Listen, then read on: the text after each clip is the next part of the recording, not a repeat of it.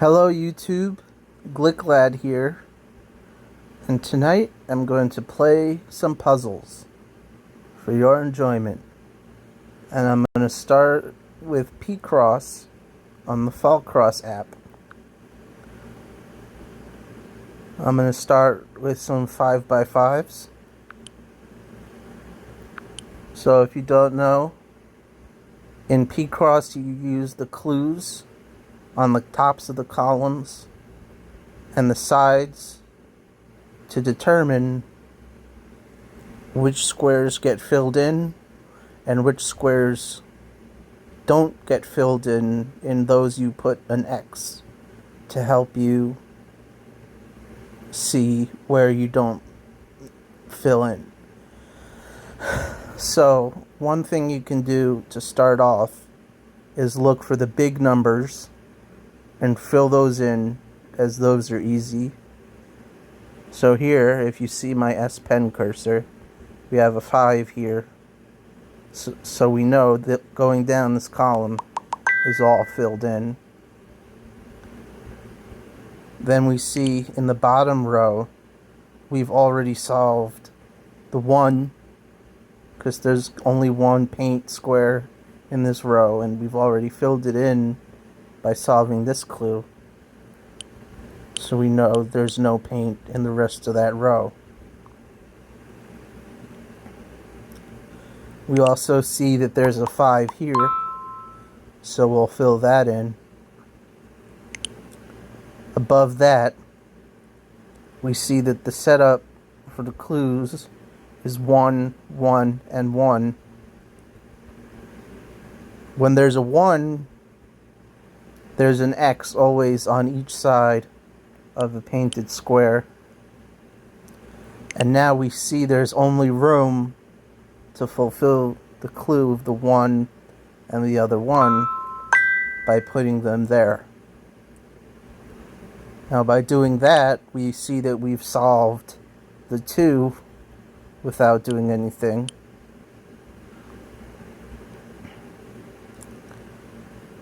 And we've solved this 2 as well on the end here.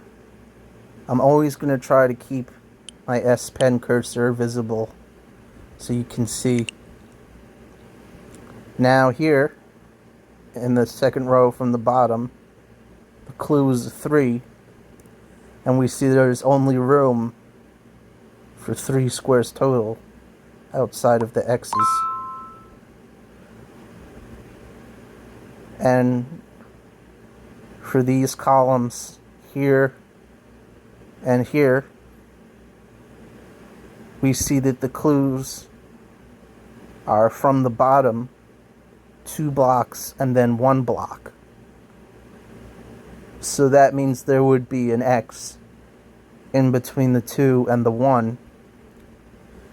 We already have 2 and an X here and here. And there's only room for the 1 and the 1, which incidentally would also equate to the 3 in the row on the top row. So now we can solve the puzzle. And it's a baby elephant. Adorable. The size of a dog and the hunger of 4, says our little eagle friend.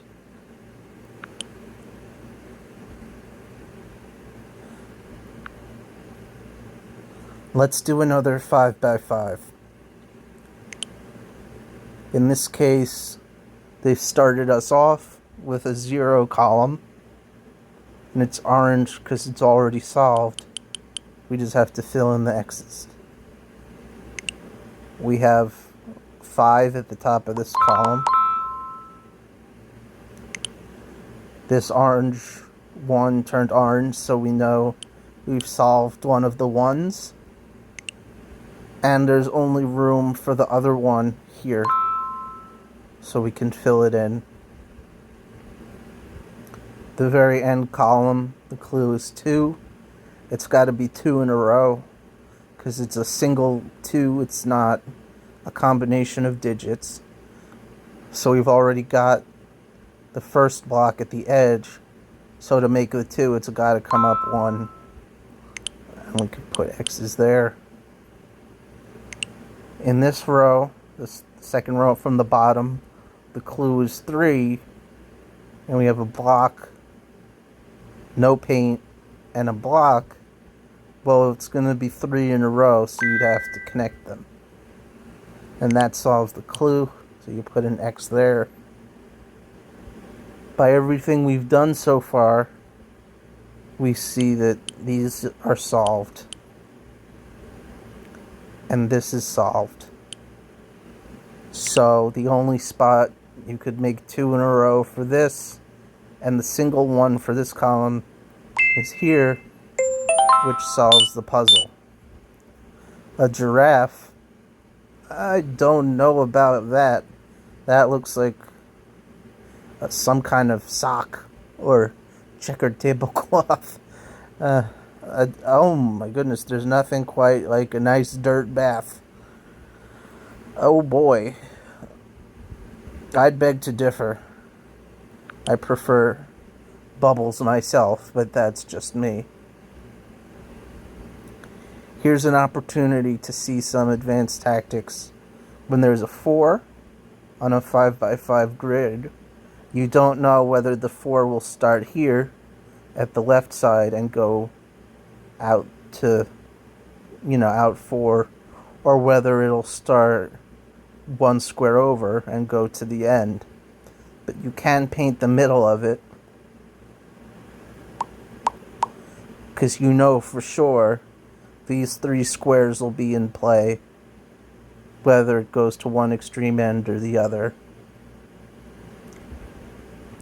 For the middle column, 2 and 2, like we said, there's got to be a blank in between each individual number. So we do the 2 there.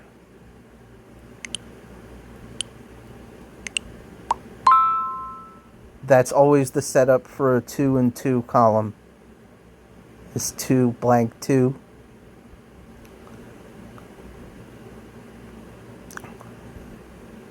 Let's paint the middle of the 4 column, just like we did with the 4 row. By doing that, we see we've solved the 1 in this row. Now, for this row, second row from the bottom, the clue is 3. And we've got 2 blocks filled in. So whether or not this block is the end of the 3, or if it goes out 1, 2, 3, we know this block will not be in play. We can fill in the middle part of this 4. By doing that, we see we've solved this 4. And this brings up another tactic, which I call the wall of X's, which means that if you have a painted block up against 1 or more X's, the clue is going to go outwards from that X. It can't go to the other side because there's an X there. So for this 2 in this row, there's an X on the left, so the 2 has to go out to the right, and we've solved that row. We also see by doing that that we've solved this column, second column from the left, or from the right.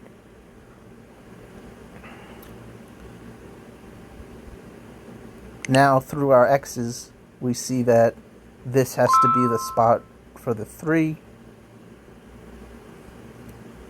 The 2 in the leftmost column has to go down, because you can't put it here because there's X's on either side. There's not room for 2 in a row. So you put that there. You've solved the 4 on the bottom row. You've solved the 2 in the leftmost column. So since the leftmost column is done, as with any column that's done, you fill in the rest with X's. And now you see the only way to go 4 in a row in the second row down is over here, and that solves the puzzle. And it's a snake. I would say that would be a more believable snake if there was a little tongue. But on a 5x5 grid, I guess there's not a whole lot of room for additional details. Great at eating mice, but still a bad house pet, says the eagle. I would say so, but they are very affectionate. I've heard snakes just want to give you a hug. Just a nice big hug. Anyway, that's where I'm going to end the video for tonight, folks. We did a few of these tiny farm puzzles. We'll do some more in another episode. There will be more episodes, and there will be more types of puzzles. But for now, we're going to keep going with Falcross. This has been Paul Plays Puzzles, and I am signing off. Always remember, train the brain. Good night.